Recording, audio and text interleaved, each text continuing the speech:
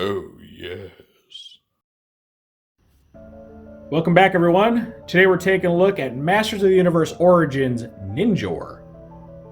Ninjor is part of the fourth wave of Origins figures, and for me, he's the first and only figure I got that actually has North American packaging, which is exciting because that means not only does he get, in my opinion, better packaging, that means his comic that is included with him actually has dialogue in it. It isn't just a bunch of pictures. So at least I get one comic where I can actually read and know what the heck is going on, because it's full of all sorts of twists and turns. It's really weird. So, if you've seen my reviews before, you know this goes. We're going to take a look at Ninjor's packaging, then open it up. We'll get a good look at his comics, since this is the first one we can actually read. So I'll go through that a little more in depth. And then we'll see Ninjor himself, check out his articulation, his accessories, all that fun stuff. Naturally, I'll be doing some group shots and comparisons today. And then at the end of the video, I'll give my final thoughts.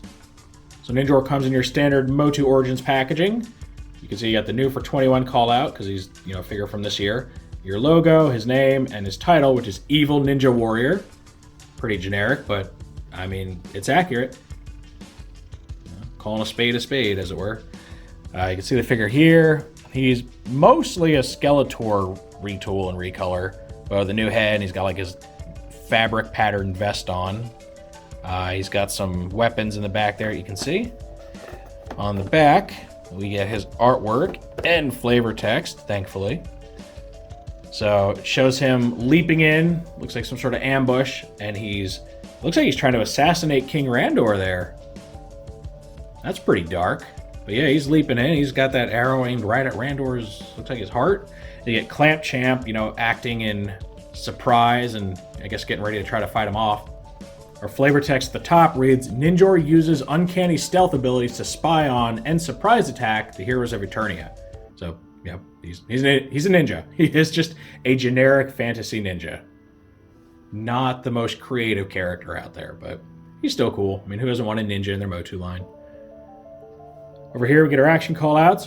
It says arm with array of ninja weapons. So you can see he has a sword, which I believe is a katana.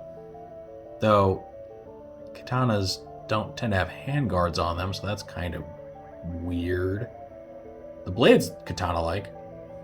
You get some nunchucks, though they appear to just, I don't know, are they actually on a chain or are they one plastic piece? Hopefully they're on an actual moving chain.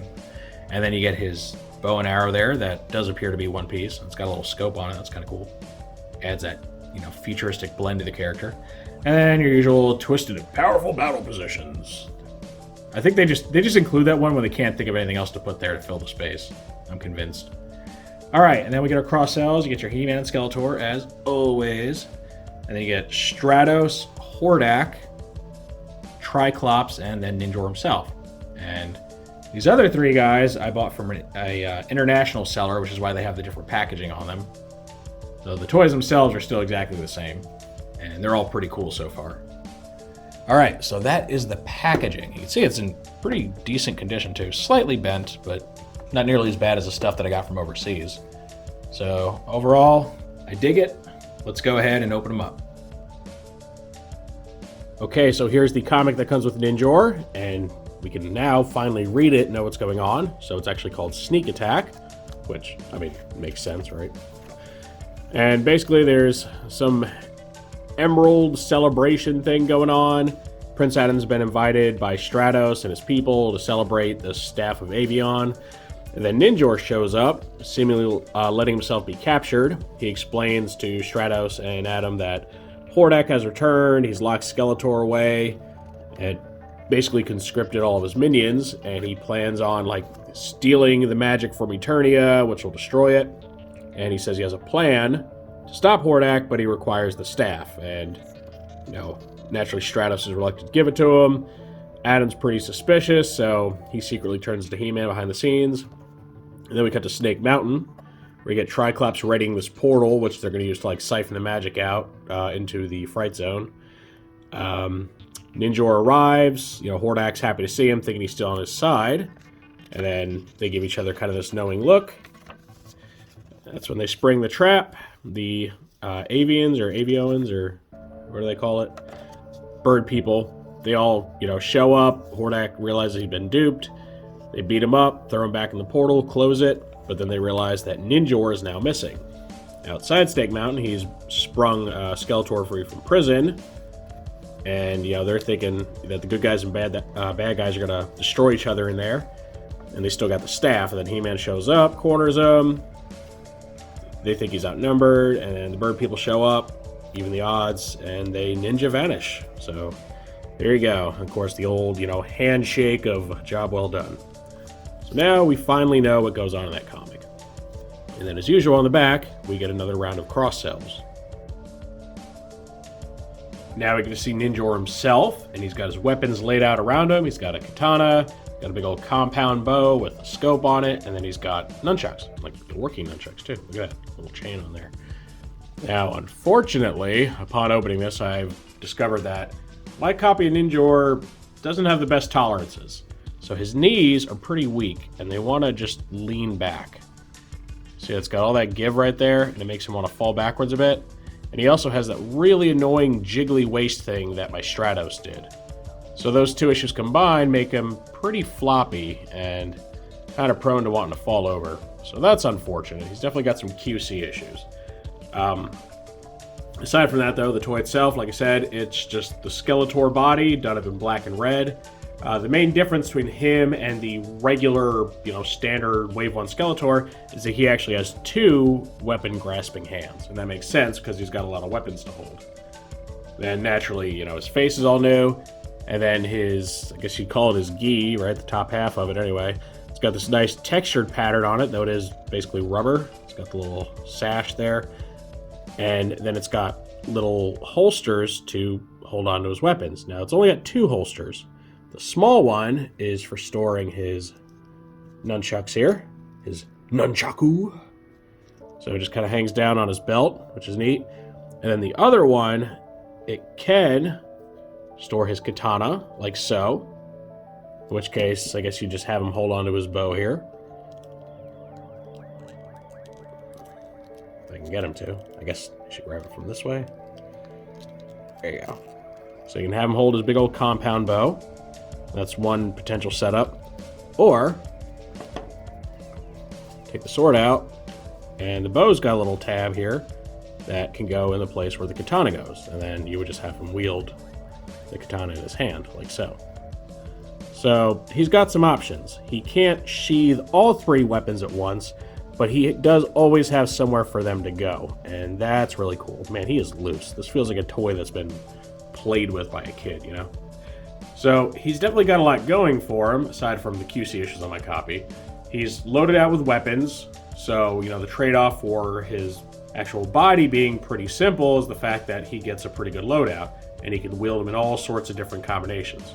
Of course, you can wield the nunchucks if you want. Slide them out. They fit in either hand, just like the other weapons. And really, you just set them up however you want to. If you want to be a melee attacker, you got this combination. If you want to be more ranged, he could use his bow. He looks good. He looks good. Again, the idea of just this, very basic ninja character, it does feel a little bit out of place in MOTU, because, he's just a ninja. That's just, he's not like a cyborg ninja, or a reptile ninja, or a winged ninja. He's just a guy in a ninja outfit with a bunch of weapons. So, a little on the plain side when it comes to Masters of the Universe. But he makes up for it by being, armed to the nines, so I'm okay with it. Just something different than your standard MOTU toy. Here's a quick comparison shot with his master Skeletor. That way you can see just how similar their bodies are. He's even got those weird, ridges on the forearms, which I guess because he's fully clothed, you could just say that's part of his outfit. It's just like part of his gloves, I guess, and pretend that he doesn't have weird inhuman features. Same for his boots. Maybe those aren't actual claws on his feet. Maybe they're like climbing claws for him to scale walls with. Yeah, you just gotta kind of use your imagination sometimes. I'm not sure exactly why the decision was made to model him after Skeletor. I think they just kind of lean with that body choice when it comes to bad guys, but I don't know. Who knows why they did what they did. But I will say that because of the paint job and, the gi on the chest and the ninja mask, he does a good enough job of, you know, kind of tricking your mind into thinking it's a different toy. So I guess as long as it accomplishes that, it's a successful MOTU toy, right? And that's going to complete our look at Ninjor. This guy, he may not be the most exciting looking figure in the fourth wave. I still maintain that honor probably goes to Triclops. I really like Triclops. But he has a lot going on to make up for the fact that his design is maybe a little uninspired. Like, he is just a generic ninja guy. You know, he gets the 3 weapons, they're all fully functional. The fact that his nunchucks have an articulated chain I find to be very, very cool. And everything just works so well on him. So even though he might just be, you know, your run-of-the-mill fantasy ninja, he at least does that job very well. Hopefully, the pretty significant QC issues I have on my copy are not a widespread thing for this toy. I imagine they're probably not. Most people that saw my Stratos review said that they didn't really have the same issue with his waist like I do with this one, so it's probably just a bad copy on my part. Does make posing him a little bit of a pain, but as long as you don't have that issue, I think I could recommend this figure. I wouldn't put him up there as like one of those quintessential like must-have figures, like maybe a Triclops or He-Man or something. But he is still pretty cool. He's a good way to flesh out your evil ranks, and, you know, can pose pretty well on a shelf, assuming the knees are, you know, in good condition. So, yeah, if you can find one for a good price, like I get it now, he's aftermarket, so you may not be able to get him for very cheap. But if you can, I would pick him up. I think he's worth adding to the shelf, as long as you don't overpay too much. If you can't get him for a good price, you could probably skip him, unless you have like a specific personal attachment in Ninjor, but I never found him to be the most interesting character, so, you know, make of that what you will. I'll say he's fairly recommended. Of course, that is just my take on Ninjor, so now I want to know what you all think of him. Do you want to get this guy in your collection?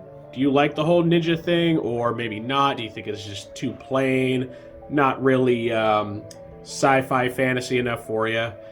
Any and all feedback is always welcome in the comments section. If you enjoyed this review, make sure to toss it a like. Let YouTube know you want to see more stuff like this. If you do want to see more like this, make sure to subscribe and hit that notification bell so you always get a heads up when I post something new. I thank you for joining me for this look at Masters of the Universe Origins Wave 4 figure, Ninjor. And with all that said, I will see you next time.